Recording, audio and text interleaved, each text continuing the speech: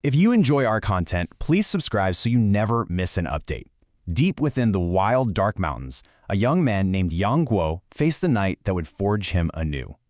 The shadows stretched long across the rugged terrain, carrying the weight of ancient secrets and the gentle yet heavy promise of a profound transformation.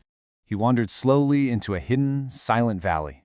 There, beneath the quiet glow of the moon, he discovered an ancient, forgotten grave.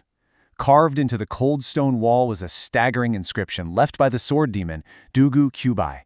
It read, "Defeated all heroes, seeking a single defeat, truly lonely and unbearable." The words echoed in the still air, a haunting reminder that absolute martial arts perfection is, ultimately, a deeply solitary existence.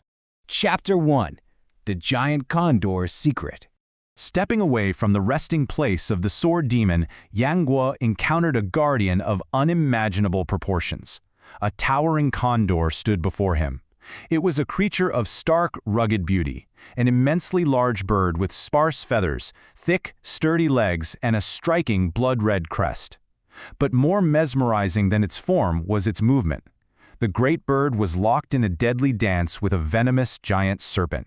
It did not simply thrash as a wild beast would. Instead, it moved with a calculated, graceful precision, dodging and striking with the perfect timing of a legendary master.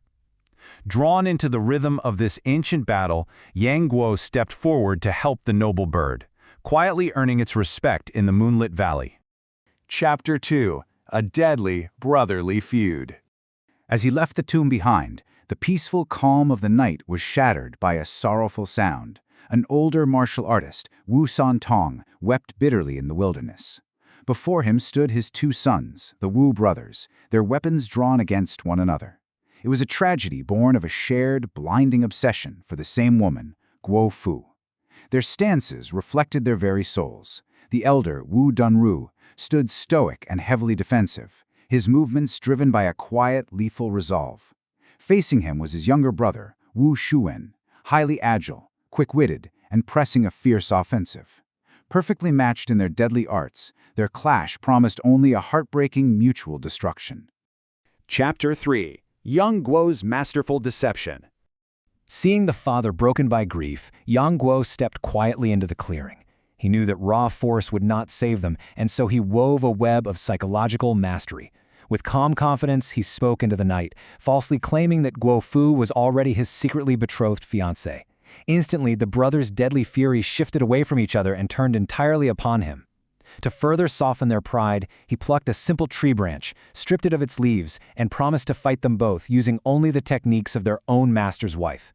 In one fluid motion, he drew their united anger, gently de-escalating a murder by offering himself as their shared enemy. The brothers attacked with lethal intent, wielding cold steel in the aggressive Yuan sword style, ready to strike with their deadly one-finger stun. But Guo remained serene. Wielding only his wooden branch, he flowed effortlessly into the dog-beating staff technique, sweeping, tripping, and completely disorienting his foes. When their strikes grew desperate, his movements shifted to the breathtakingly precise jade flute swordplay. With a gentle yet unstoppable force, he pinned their gleaming steel swords to the earth with his fragile branch, his pure technique quietly extinguishing the fires of their feud. Chapter 4. The Silver Needle Ambush. Just as stillness began to return to the gorge, a chilling shadow fell over them. The dreaded Limo Cho emerged silently from the darkness. Chaos erupted in an instant. Recognizing the woman responsible for his wife's death, Wu Tong lunged blindly toward her. In the ensuing flurry, a wild leopard suddenly bounded from a hidden cave. Seizing the moment, Limo Cho leapt onto the beast's back, vanishing into the night. But as she fled, she unleashed a cruel parting gift. A volley of her signature ice-silver needles pierced the air, striking the two brothers and sending them crashing to the ground, instantly lost to a venomous slumber. Chapter 5. A Heroic, Selfless Sacrifice. Guo stood over the fallen brothers, boys who had once bullied him without mercy. Yet, in this quiet, desperate moment, the old grievances faded into the night air. He harbored a heavy secret of his own. The toxic passion flower already coursed through his veins, and he believed he had but 6 fleeting days left in this world. A profound realization settled over him. He would trade his final days to give these brothers a lifetime. Kneeling beside them in the dirt, he selflessly drew the lethal poison directly from their wounds. He saved them, but as the new venom entered his body, the world around him slowly faded to black. Chapter 6: The Dual Poison Dilemma.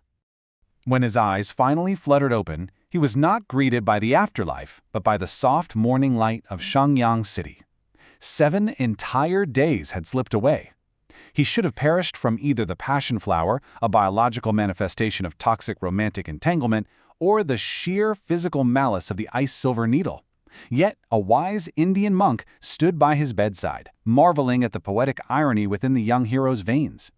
The two lethal toxins, rather than destroying him, were violently waging war against one another. This fierce internal battle was actively neutralizing their fatal effects, miraculously keeping him tethered to the waking world. But this delicate balance was only a temporary grace. The monk knew that true salvation lay at the very source of the sorrow, the treacherous, mist-shrouded, passionless valley. As the young hero rested peacefully, a lingering question drifted through the quiet room. Would this desperate journey into the valley yield a cure, or had this ultimate act of selfless heroism slowly sealed a tragic fate? The answer remained hidden in the deep, untamed mountains, waiting patiently for the dawn.